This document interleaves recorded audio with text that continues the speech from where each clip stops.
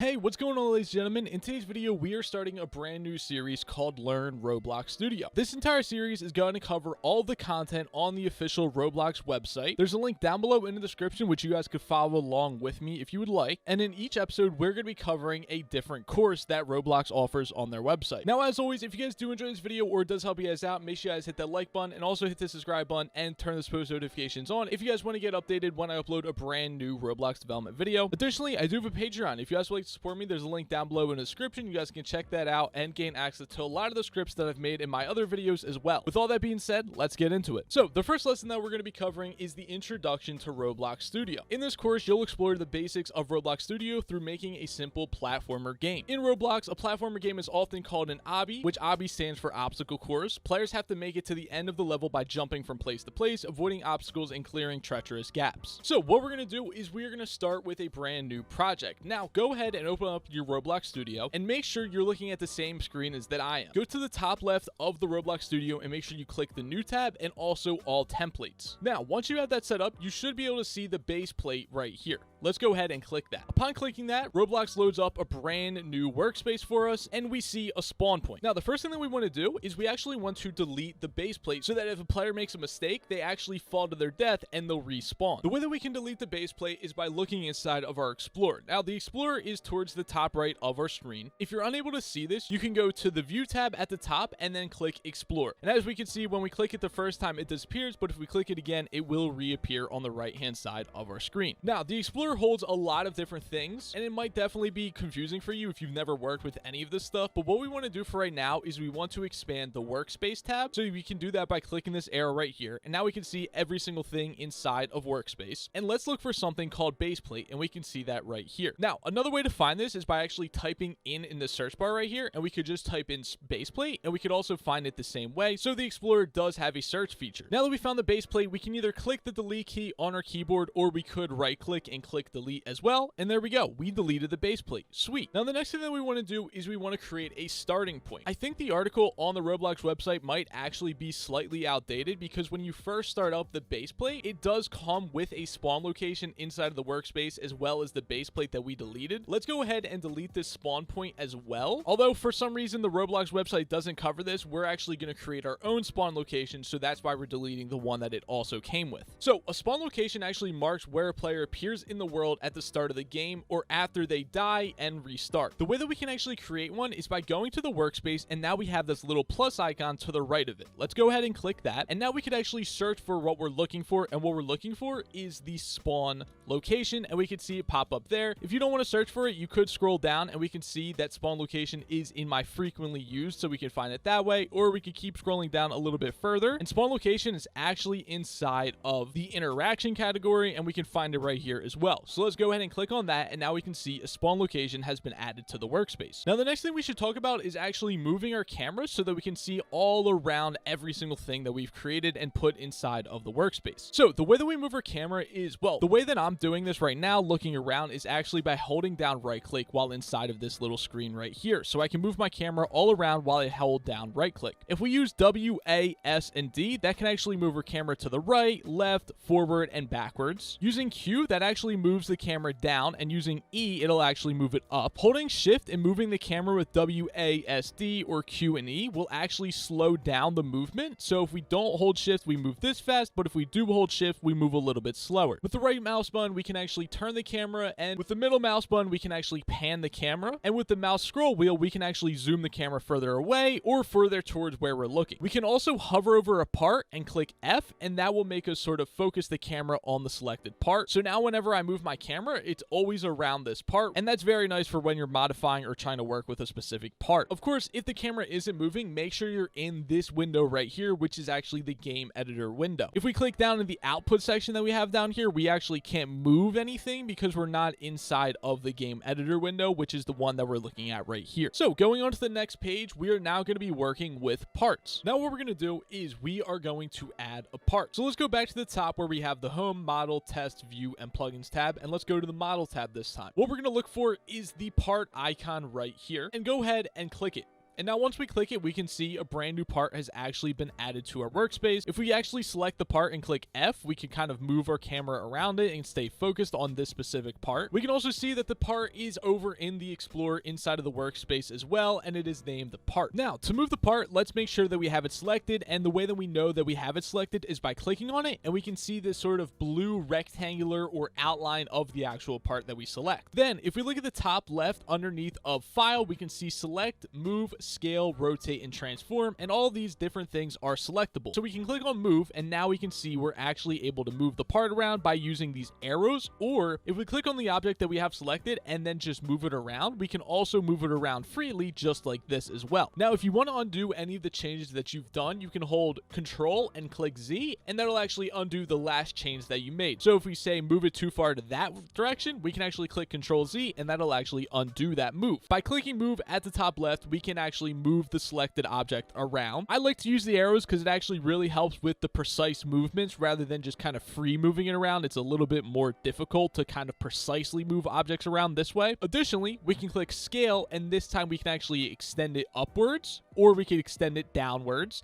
and we can extend it any way that we actually want to, and we can make the part larger, smaller, thinner, bigger, anything that you really want to. That's what we can do with scaling. Then we also have Rotate, which we can actually sort of spin the part around. So if we rotate it this way, we can see now the part is in this rotation. Maybe we want to spin it this way, and now we can see the part is now in this rotation, and we can also spin it again, and now it's sort of in its original orientation. We're getting a little bit too far ahead of ourselves, so I'm going to undo all those changes so that we are back to just a basic little part. And here we are. So let's go back to the top and let's click on Move. Additionally, there are hotkeys for this as well. You can click Control and 1 for select, Control and 2 for move, Control 3 for scale, Control 4 for rotate, and Control 5 for transform. But while you're learning these hotkeys, you can also just go up here and click these individually as well. You don't need to know these hotkeys, and you won't off of the start anyway. But eventually over time, you'll definitely learn them. Now that we have the part selected and we actually have move selected, let's go ahead and move the part just a little bit in front of this spawn location so that players can actually jump on it. Now let's actually talk about anchoring. Every single part has different properties. By going to our Explorer and clicking on the part, we can then see down below we have a properties window, and inside of here shows all the properties of the specific thing that we actually selected. For instance, we have the brick color. If we actually click on this and just change it to any other color, we now have changed the brick color property to bright blue. I'm going to undo that, and the property that we're actually looking for this time is actually called anchored. Now the way that we can modify anchored is by scrolling down and looking for the word anchored, which is under the part category. So we can see anchored right here, and we can actually hover over it to see the definition of what the property does. Or we could also use the filter properties right here, which is basically the search bar, and we can just type in anchored, and we can also find it this way as well. Additionally, if you don't see the properties window, you can actually go over to view and make sure you have properties enabled, just like how we did with the Explorer. So by clicking it now, we just disabled it, and by clicking it again, we can now see it at the bottom right, directly under the Explorer window. So now that we've found the anchored property, let's go ahead and set this to true. And the way that we set this to true is by having a check mark go through the box. That's how you know that it is now anchored. If there's no check mark there, then that means that this part is not anchored. So let's make sure that it is anchored by selecting it. Now, what anchored actually does is when we start the game, it actually prevents this part from falling down. If a part isn't anchored, the part will just directly fall down because it's not locked in anything. If you anchor a part, it basically anchors that part to the specific position of where you already put it at. So this part should never actually move from the spot unless we make a script or do something very different, but by default, this part will not ever move from this direct spot. Next, what we're going to do is we're actually going to scale this part. So make sure that you have it selected, and then also let's go back to the model tab at the top, and now we can click on scale. And now what we can actually do is we can increase the size of it, and we've already kind of gone over this a little bit earlier, but we can increase the size of it, we can increase how tall it is, how thin it is, how small it is, and everything else like that. What we want to do though is we want to make it a little bit larger so that players have an easy time actually making this jump right here. So we're going to make it like that, and that's pretty decent. The next way that we can manipulate a part is by actually rotating it. So we also went over this a little bit earlier, but let's go to the rotate section, and now we can see we can also rotate it in any way that we actually want, which is very, very useful. I'm just going to leave it in the default orientation that we had it and not actually rotate it, but I did want to show you guys the rotation as well. Additionally, we have this collision option at the top right underneath of mode and right underneath of the model tab. Let's say, for example, we're trying to move this part, and we're going to try to move it to where the spawn location already is. Currently, I have collisions disabled, so I'm perfectly fine and able to put this part inside of where the spawn location location is already located at. Let's say, for example, though, we turn collisions on and now we try to move the part into the same exact spot where spawn locations is. It's actually getting stopped. It'll either stay on top of the spawn location or go directly underneath. It's not able to actually go inside of the spawn location. That's because we have collisions enabled, and it basically prevents two parts from colliding if you have it enabled. But if you have it disabled, then you can collide the parts together and make a part go inside of another part without any actual issues. So you can decide if you want to have collisions enabled or disabled while building a map, for instance. Also, let's say, for example, that we wanted these things to collide, but then we have another part. So I just duplicated this part.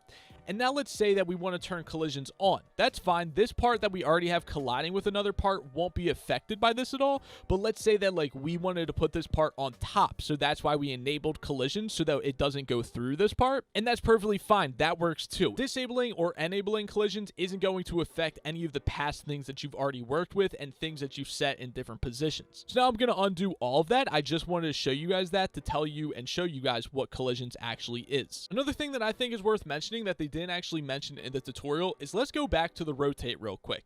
We have this little rotation toggle up here which we can turn off, and now we can actually freely rotate whatever part we're working with. So now that we've turned the rotate toggle off, it's not going to make us rotate only 90 degrees. We can actually rotate it in any degrees that we actually want it to. So we could spin it a little bit, we could turn it this way a little bit, or we could turn it a lot. We can do whatever we actually want with it. Now if we have the rotate toggle on, and depending on what degrees we actually set it to, like for instance by default it should be 90 degrees, now it'll only actually let us rotate this part 90 degrees, which can also be helpful for different situations as well. Right now though, I'm going to turn the rotate toggle off, and I'm just going to spin this a little bit so that we know it's rotated, and then I'm also going to move it a little bit further away, just like that. So now what we want to do is we want to add some more platforms to our obby. The way that we can do this is once again by going to the models tab, and then we can see part right here, and now we can actually click the little arrow below it, and we see we have a couple of different shapes which we could actually add. This time we could actually add in a spear, for example, and then we can move this over a little bit. We can make this our next jump. We can make it a little bit larger by scaling it, and I think that looks pretty good. Now of course we don't want this part to fall when we actually start the game, so what we need to do is we need to go to the properties and we need to anchor it, and there we go. That looks great. We can also add in another part. So for example, we could add in a wedge, and let's move it over a little bit. Let's also scale it up to be pretty big so we can actually see the wedge decently, and then let's also rotate it a little bit so that it kind of faces the correct way, and we'll move it over a little bit as well, just like that. But if we take a look at a different angle, we can see that this isn't actually lined up, so let's make sure that these jumps are lined up pretty decently, and yeah, that looks pretty good. Now of course the final shape that we have is the cylinder, so let's go ahead and move this over a little bit, and let's actually rotate it. Now I'm going to turn the rotation toggle back on so that we rotate it 90 degrees, and there we go. We have it directly facing upwards. I'm also going to expand it a little bit to make it a little bit larger, and then I'm going to try to center it in front of the last jump, and I'll actually move it down a little bit as well, and that looks pretty good. I think we actually forgot to anchor the wedge part, and we haven't actually anchored the cylinder neither. So what we can do is we can click this part right here, and we can also hold the control key, and then we can click on wedge as well, and now we actually have two parts selected at once. Then let's go down to the properties and search for anchor, and we can click anchored, and now both of these parts are actually anchored. And the way that we can verify that is by searching it up in the properties, and we can see yes, both of these are actually now anchored. Perfect. So now what we're going to talk about is colors and materials. Currently, we have a pretty boring obby. Every single thing is either white or gray, and it does not look too appealing. What we can do is we can select one of our parts. So let's go ahead and select the first one. Let's go into the properties, and now we see we have a bunch of different properties. The first property that we're actually going to go over is color or brick color. These are pretty much the same thing, but with color, you have a lot more options, and with brick color, you have a lot less, but a lot more predefined specific colors. You would change any one that you want. For instance, I'll just use brick color, and I'll change this to really red, and there we go. Now the color has been changed. Additionally, directly below color, we actually have the material property, which we can change as well, and there are a lot of materials. We can go to the top material, which is called brick, and we can see it looks a little bit different, and then by clicking the down arrow key while still having this material box selected, we can actually just go through a bunch of the different materials to see what they actually look like, and we can see all of these are basically different textures with the same color color. So they all look a little bit different, and you can figure out which one that you actually like the best, and you can leave it as that, and they have a lot of different options. For this one though, I'll just leave this material as wood planks, and then we can start modifying our next object right here, which is the spear. So this time I'll modify the color instead of the brick color, and I'll just set it to say a green, for example, and let's look at it. Yeah, I like that color. That looks pretty good. And now we can also modify the material as well, and let's set it to glass this time, and that kind of looks like a bowling ball. Now I'm going to quickly change the color and material of all of the different things that we have here just to make it look a little bit nicer. So I'll change this to a yellow, and the material will be a neon because I like that glow. And there we go. It looks a little bit cooler than just looking with the basic gray color and the normal material. So the next thing that we want to look at is actually the toolbox, which is on the left hand side of the screen right here. If you're not able to see this, go back to the view tab, and this time click toolbox, which is to the right of the properties, right in the middle. So now that we click toolbox, we can see it appears on the left hand side of the screen, and we have a couple of different tabs right here. The first tab is the marketplace, which you can access all models and different things uploaded by the entire community. Then you can look at the inventory tab, which is things that you've added to your game or models that you've used from the actual marketplace. We also have the recent, which is basically the same thing, but these are the most recent models or different things that you've actually used. And then you actually have creations, which is your own creations that you've made yourself. So for instance, if I upload a model, this is where I can find the things that I've uploaded specifically myself rather than getting from the marketplace. Additionally, inside the marketplace, we have a lot of things that we can filter by. So we can sort by models, images, meshes, audio, videos, plugins. We also have 3 lines over here, which we can click on and sort it by a specific creator as well. And additionally, we have the search bar. So we can select models, and then we have the search bar right here, and we can search for a specific model we might be looking for. And for instance, let's look up tree. So now we found a bunch of different models that have the word tree in their name. Let's go ahead and select this tree right here, and it'll actually be added directly to our workspace. Now, this looks pretty cool. We can see in our Explorer that this is an actual model, which is something that we might not be too familiar with right now. But if we open it up, it has a thumbnail camera, and it has a lot of different parts inside of it as well. You can modify this if you'd like, but for right now, that's not what we're going to do. What we're going to do is we are going to just select the model, and we're just going to kind of move it around a little bit just so it's in the background, just to kind of show you guys and get you a little bit familiar with what the actual toolbox can do. Basically, people can make public creations, then publish them so that other people can use them, and then you could add them to your own game. Now, one thing that you want to be very careful with when actually getting things from the public toolbox is that anybody can upload anything directly to the toolbox that they make in Roblox, and that can include scripts. Now, scripts can be very dangerous when you're getting it from people that you have absolutely no idea who they are. These scripts can be malicious and can actually really ruin your game. So for instance, there is this treehouse model that I found, which we can get, and when we add it to our game, we actually have a warning pop up, and it actually says, please review the scripts to prevent unwanted changes to your experience. You can disable the scripts by right-clicking in the Explorer, and it says treehouse includes 2 scripts. So let's go ahead and click OK, and now we can look inside of the model, and we can see inside of click door, and we can now see that there are 2 scripts inside of here. Another way to find the scripts is by going to the filter workspace, the search bar right here, and typing in script, and we can see all the scripts which are located inside of our Explorer. Then we can see inside of 10, inside of click door, there are 2 scripts right here. And what I would recommend for the most part is you guys should just delete any scripts from any public models that you get or any public anything that you get, unless you are a scripter and understand what the script actually does, because they can be very bad and ruin your game, and you really don't want that. There is another option though, is that if you do add a model to your game from the public marketplace which has scripts, you can also right click on that model and you can click disable scripts, and that'll actually prevent any of the scripts inside of there from running. Now the scripts have a different icon and they look a little bit different, and this basically means that they're disabled. So if you did start the game and these were malicious, you should be completely fine because the script should not actually run at all and you shouldn't have any worries. Now that we covered that, I'm gonna go ahead and remove the 10 because I only added that to show you and talk about scripts. Just make sure you're careful with them if you don't know what scripts actually are or where they're coming from. Additionally, since we just added this tree and it has a bunch of parts inside of it, first of all, I'm going to delete the thumbnail camera because we don't actually need that. And then we also want to make sure that all the parts inside of this tree are anchored so that they don't all fall down. Now, a simple and easy way to do that is by right-clicking on the actual tree model, and then we can click on on select children, and that'll actually select all of the parts inside of the model. And then of course we can search for anchored,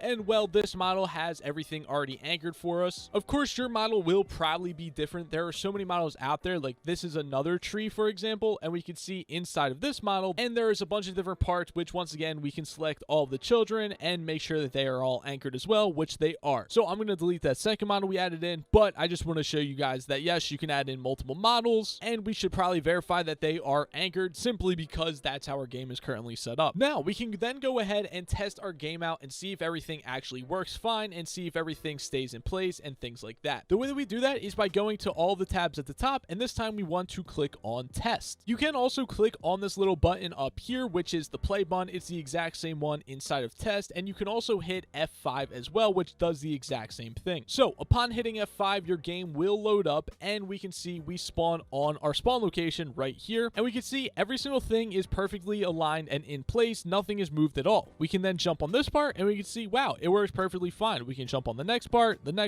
and the last part as well, and that all works perfectly fine. Nothing falls or does anything like that. Then let's say, for instance, we failed a jump and we fell all the way down to the ground, and now we die, and we will also respawn on the spawn location as well, and we can try to beat all the obstacles once again. Now, to move your character around and to test this out is very similar to how we're able to move the camera around. By using WASD, we can move in all the different directions. By holding the right mouse button down, we can look around, and also by hitting spacebar, we can also jump. We can also stop our test session by going to the top, and right next to where we click the play button, there's a stop button. Additionally, if you're on the test tab, you can see stop as well, or you can even pause the game if you wanted. I'm going to go ahead and click stop. So now we are back in the original screen, and now what we're going to do is we're actually going to publish our game. So let's go to the top left and click on file, and then go down to publish to Roblox, and now we can enter in some information about our game. So what do we want to call our game? Let's just call this Epic Obby. Then if we want to add a description for it, we can. I'm just going to say this is my first game. The creator, if you're in a group or you own a group, you can set that to your group. For example, I own the Euphoric Games group, so I can set it to that, or I can just leave it as myself if I want to display it on my account as one of my own creations. We can also select a genre for it if it is a specific genre. Sometimes people select adventure, other times you can just leave it as all. And then we can also select what devices we want to be able to play on our game. If you do select console though, you do have to follow some other rules as well though, which are listed on the screen right now. And if your game does follow all these rules, then you can definitely agree to that, and then console players can also be able to play on it as well. For the most part, your game should be compatible with all other devices. At least that's what I would recommend that you guys do. So we can select all of them, and then we can click create. Now, once we have published our game, we can see this screen right here. Now, the next part of their tutorial on the website is to go to the top right and click on the share icon. But when we do that, it says publish your game and make it public to share. Go to file and publish to Roblox, although we already did that, and if you try to do it again, it still doesn't fix this. So what I'm going to actually do is I'm going to click open from Roblox, and then we're going to try to open the game again, and that should fix this. So we can either go to recent or my games. I'm going to go to my games and make sure that we are on my games, and now we can see Epic Obby. Let's go ahead and load that up. Now that we reopen our game, we can go back up to the top right and click on share, and now we see a different message. It says make your game public to share it, so we can click this button to go to the game settings. If you don't see that same thing, you might be able to just go directly to home, click on game settings right here, and now we can go down to permissions, and this is exactly where the share icon takes us to as well. Now we have the playability, and it's who can play this game. So if we only want our friends on Roblox to be able to play, then we can set the friends. If we want anybody to play, we can set the public. Or if we only want the developers like us to be able to play, then we can keep it on private. But let's say we want to make this public. We can then go ahead and click public, click save, and now we can go back to the share icon, and we can now copy this link, or we can share it with our friends, share it on Twitter, or share on Facebook. But now that we have the link, we can then paste it into our browser, and we see this web page right here. And of course, clicking the play button will take us into the brand new game that we have made. So here we are in the game. If we did want to, we could invite our friends to play with us as well, and we've actually made our first obby, which I've already failed. Anyways though, if this video does help you guys out, or you guys did enjoy it, make sure you guys smash the like button. Additionally, if you guys are new around here and you guys want to see some more Roblox development content, make sure you guys hit the subscribe button and turn those post notifications on. I also have a Patreon. If you guys would like to support me and gain access to scripts that I've made in other videos, there's a link down below in the description. You guys can click that and join the Patreon to support me. Anyway, with that being said, I hope that you guys have a great day, and I'll see you guys in the next video.